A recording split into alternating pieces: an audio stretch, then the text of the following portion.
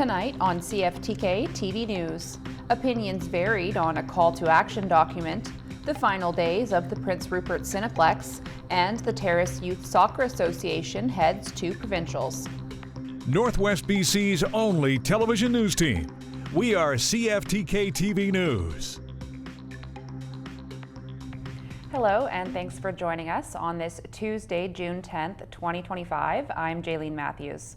We'll start with bringing you our news that's local to the Northwest.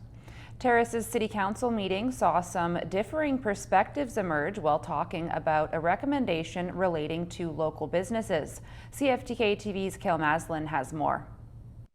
Last night saw the City of Terrace's Council hold their bi-weekly meeting, and one of the more highlighted subjects at said meeting was a call to action document that was presented by Terrace's Lands and Economic Development Manager Michael Pucci.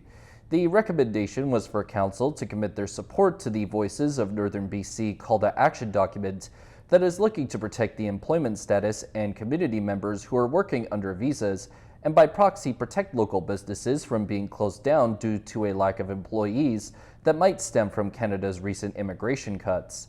Opinions on this recommendation varied amongst the council members and the mayor. I would also argue that the initial federal policy was equally kind of came out of the blue in terms of the impact that it would have on these caps. And certainly, as usual, the northwestern part of our province was not considered in this. There's two aspects there that I'd like to highlight. One is the financial side. Both the college and school district benefit, and indirectly we benefit as residents from increased revenues into the school system. But secondly, foreign students coming in enable courses to be developed and put on. Yeah, I think this is important to support this. I do think though that there really needs to be a northern flavor to this, and I don't know how we get to that, and maybe that's something we pursue in the future, because I agree with Councillor Zimmerman. The voices of the northern BC and other provinces is not really heard at that federal level, but in saying that, we are known at that level. We are the gateway to the Golden Triangle. LNG Canada, the largest private sector investment in Canadian history, is 40 minutes away from us. Port of Prince Rupert, the third largest port in all of Canada, is just down the road of us. We've got Cedar LNG, we've got Silisms. We're known, and they have to understand that the situation could be catastrophic in our area if immigration isn't allowed to help with working. I do have to say, as a disclaimer right up front, one of the things I'm going to mention, it's my opinion. It's not the opinion of my employer. It's information that's publicly available. There's no insider information from my employer, so I just want to make that abundantly clear that I'm not representing them. As I said, my concern is that this doesn't look at all the knock-on effects. It's looking very specifically at one part of the labor market, and there's a lot of consequences, I think, or at least potential consequences. Ultimately, even with Councillor James Cordero's concerns about housing and healthcare potentially not being available to people coming to the Northwest to work, be they from outside of Canada or somewhere else inside of Canada, in addition to the possibility of wage stagnation resulting from the move, the motion ended up getting passed by a majority vote. For CFTK-TV News, I'm Cale Maslin. And Terrace is making waves on the soccer field this season as the Terrace Youth Soccer Association continues to shine. CFTK-TV's Helen Asante reports. In an exciting development, all three TASA teams, including the U15 and U17 squads, have officially qualified for the provincial championships. In a recent friendly match, the U15 and U17 teams showed strong form, proving they are more than ready to take on the competition. It is a proud moment and a huge opportunity for young athletes to represent Terrace on a provincial stage. Our U15 and U17 select boys, representative for TASA, Terrace Youth Soccer Association, have qualified for provincials, which is a really big deal for such a small community here in Terrace, BC. We are representing all of northern British Columbia, both groups. So we'll be competing against, I think, 7 or 8 other teams that have also qualified, like Vancouver, Vancouver Island, the Rockies, Interior, the Okanagan. So the best teams all meet. So for Terrace to have 2 confirmed clubs is huge. And the third is potential, because the U15 girls are having to compete to qualify. If they qualify, then there's 3. And I don't think we've ever had 3 representative groups from Terrace attend provincial. So having 2 is massive. Having the third would be just unreal. The U17 head coach says he's confident his team has what it takes to bring home a win. It feels good.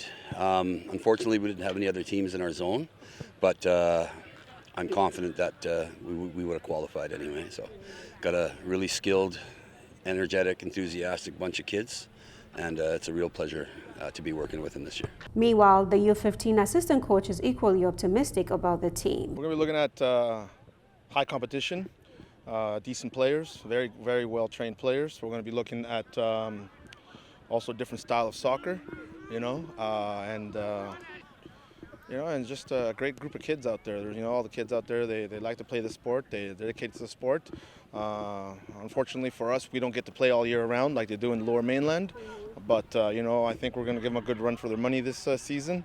Following a gold medal victory, the U15 girls team are heading straight to Kamloops for provincials, proving they have the skills, determination, and team spirit to compete at the highest level. 3 teams heading to the big stage. That's no small feat for Terrace. Go TASA. Helen Asante, CFTK-TV. The Prince Rupert Cinniplex is in its final days of showings as the theater has announced it will be closing its doors for good this month. Cinniplex said in a statement that they've made the difficult decision to close the location after the sale of the property. They say they're grateful for the community and staff support over the past 43 years of operation. Prince Rupert theater lovers have until June 15th to catch the latest flicks, and it's currently unclear what will be the use of the building after the sale.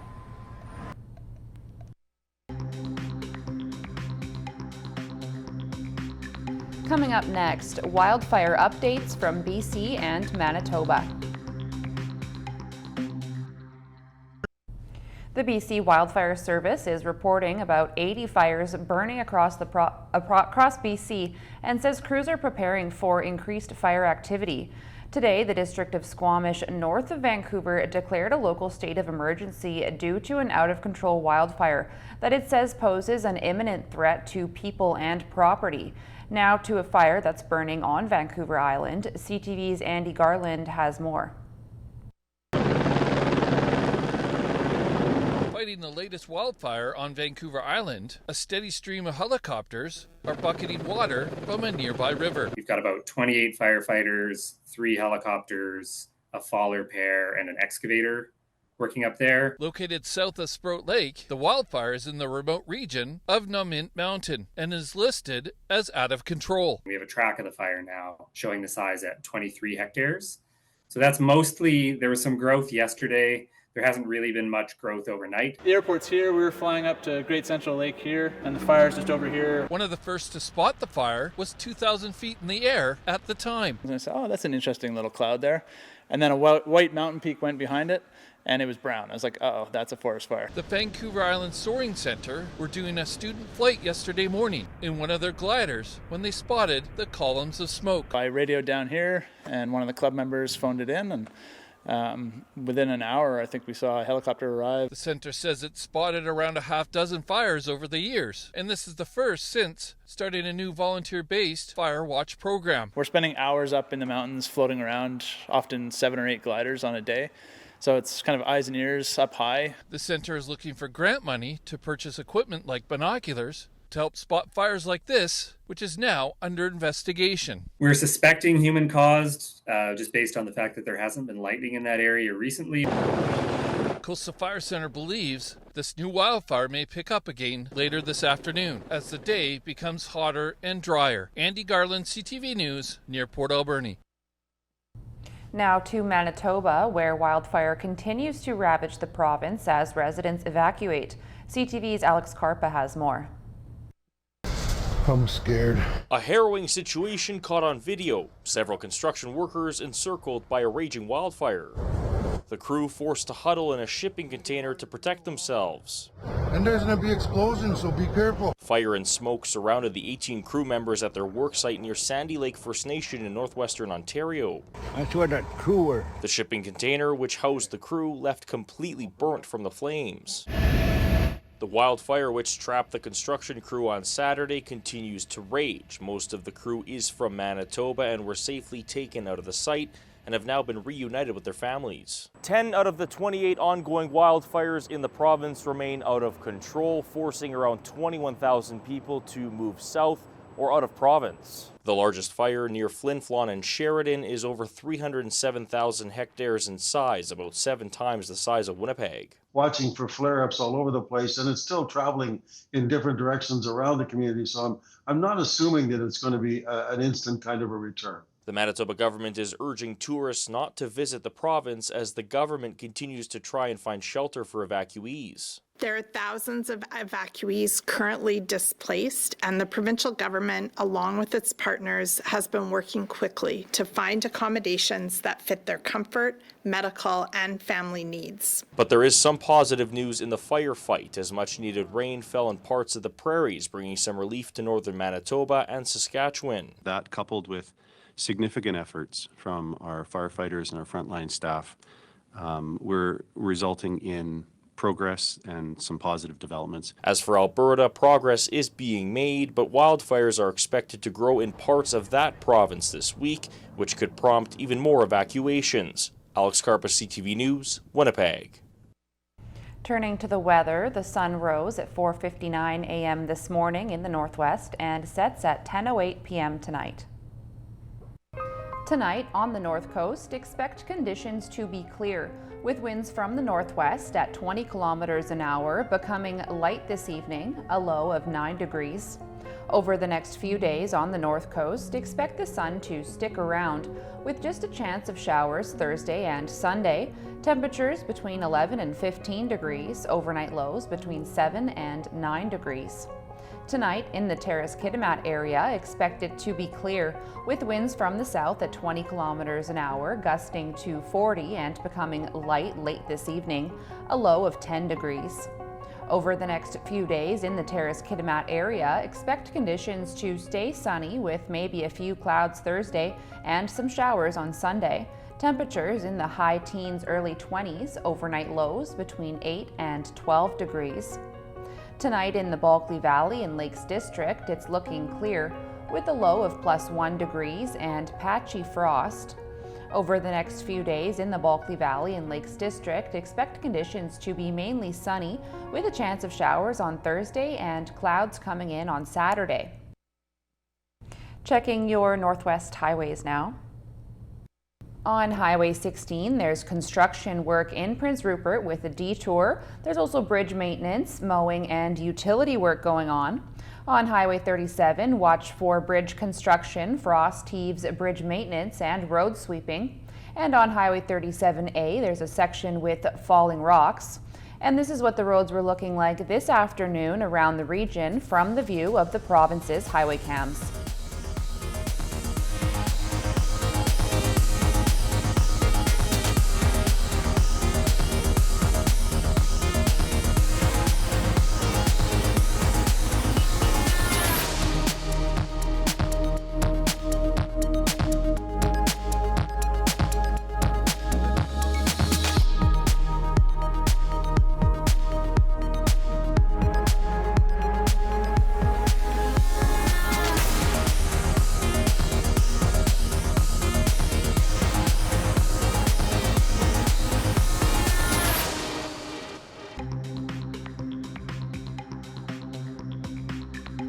Still to come, an update on the LA riots.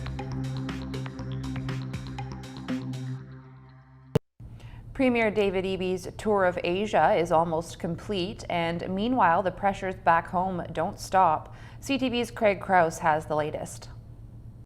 We had an amazing day here in Tokyo. After 8 days of bouncing around Asia, Got a lot of meetings to do here in Malaysia. BC's Premier David Eby couldn't escape Alberta's push for a new pipeline. a proposed energy corridor that would stretch from Churchill, Manitoba to Prince Rupert. I'm saying that I'm going to convince David Eby of it because I know that this is good for the country. I know that he's on Team Canada. A reaction sparked by comments made by the BC NDP last week. The Premier said very quickly that idea doesn't make sense to us. Eby addressing the situation while in South Korea Monday. I'm not the one who stands between Premier Smith and a pipeline to the coast. There's no proponent. There's no money.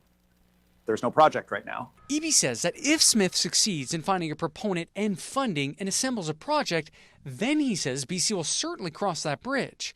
But when asked about BC's approval last week for a gas pipeline, also in Prince Rupert, Eby said investment is welcome, but wouldn't speculate if that applied to an oil pipeline from Alberta. We're not in the business of turning away investment in British Columbia, especially investment that assists us in diversifying our customers for our resources. That was one of the reasons why Eby was in South Korea, speaking to Korean officials and corporations on future opportunities to supply LNG energy.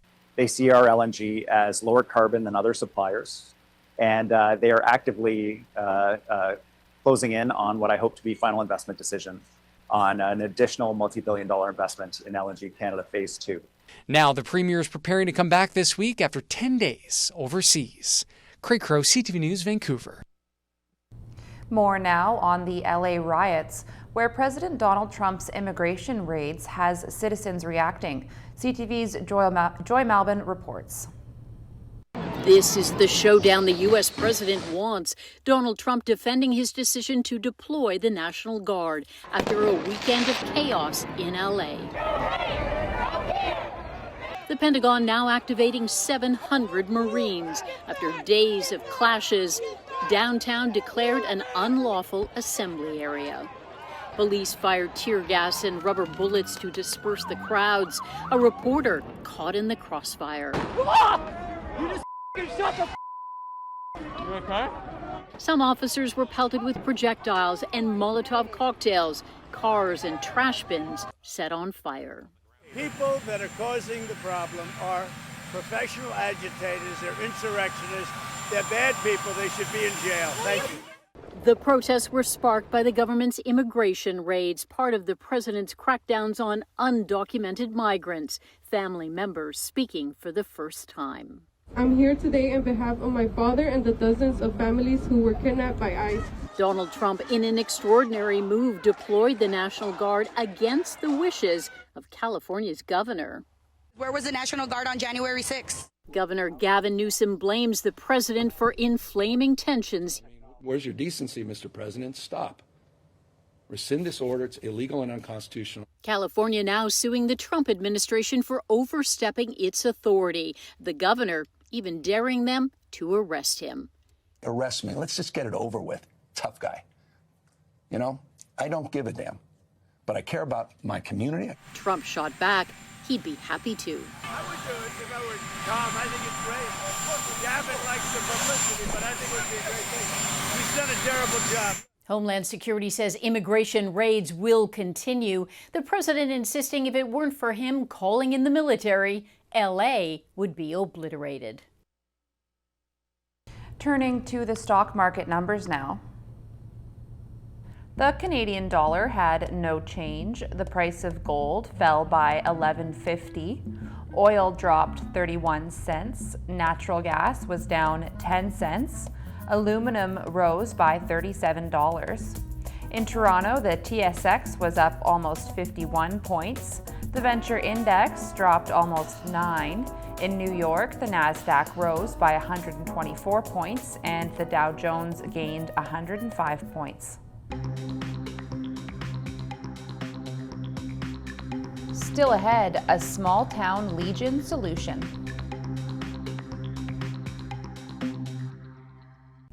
Measles continues to be on the rise in Canada, in particular in Ontario. CTV's Heather Butts reports. The youngest and most vulnerable now at the centre of Ontario's measles outbreak, with Ontario's top doctor confirming 6 infants were born with measles since last fall, contracted in the womb through unvaccinated mothers, infections that could have been prevented. About 40 pregnant women have been infected with measles in the province. The mother can get really sick with measles while she's pregnant. She can end up in hospital and ICU. We've seen that. This is also really bad for the baby that the mother's carrying. Premature birth. Women are urged to get the shot before becoming pregnant. They can't receive the MMR vaccine during pregnancy, but if exposed and seek medical attention immediately, doctors can help. What we do is through blood donations, we pool people's antibodies, and that has the ability to provide you with passive immunity against measles. Just last week, a premature baby infected with measles died in southwestern Ontario. The infant also faced other serious medical complications. A routine childhood vaccine, people born between 1970 and 1996 may have only received one dose and should check their records or speak to a healthcare professional to see if a booster is needed. The second dose of the vaccine only started to be administered in Canada in about 1996. Signage lines the entrance to public buildings in rural southwestern Ontario, where the outbreak is most prevalent and vaccination uptake is low. So they're a little bit nervous about government. They're a little bit nervous about the healthcare system. Many of these communities do not have health insurance. They pay out of their own pocket. They have large families, so transportation becomes an issue. Ontario health officials say they are trying to work with communities that have chosen not to get the shot, but vaccine hesitancy is complex. It often takes trust, communication, and relationships in healthcare, an added challenge when millions of Canadians don't have a family doctor. Heather Butts, CTV News, Toronto. A small-town BC Legion has collaborated creatively with local schools. Here's CTV's Brendan Strain.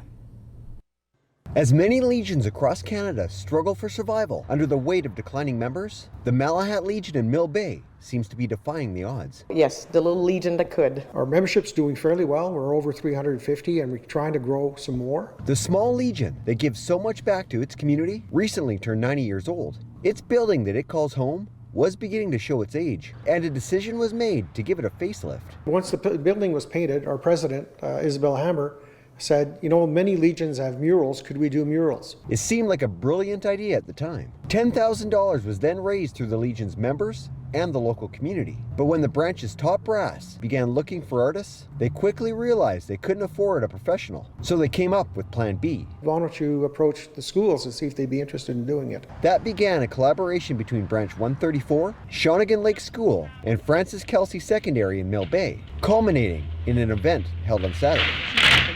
Unveiling those students' work. We got the snowbirds, and then we have a CF-18 Hornet. This is a painting of an RCMP officer. 4 murals in total, created by students, are now prominently displayed on the front of the building, depicting the contributions made by Canada's military and RCMP veterans. The students couldn't be prouder. I'm honored to be able to do this and have this shown up on the Legion. I'm very honored to have my piece here and to give back to my community and the veterans of our country. That giving back is coming around full circle. You see, because the art was done by students, the Legion only had to pay for materials, leaving a good portion of that $10,000 in the bank. We donated $3,000 to each school to be used as they saw fit. Most of the money will go towards bursaries for current and future visual arts students to help them on their journey in post-secondary. For the president of the Little Legion that could, it's been a partnership that has far exceeded all expectations. We donate a lot to the community. The community has been donating back. We're so happy, it fills my heart. Brendan Strain, CTV News, Mill Bay. That's our news for now. Thanks for watching.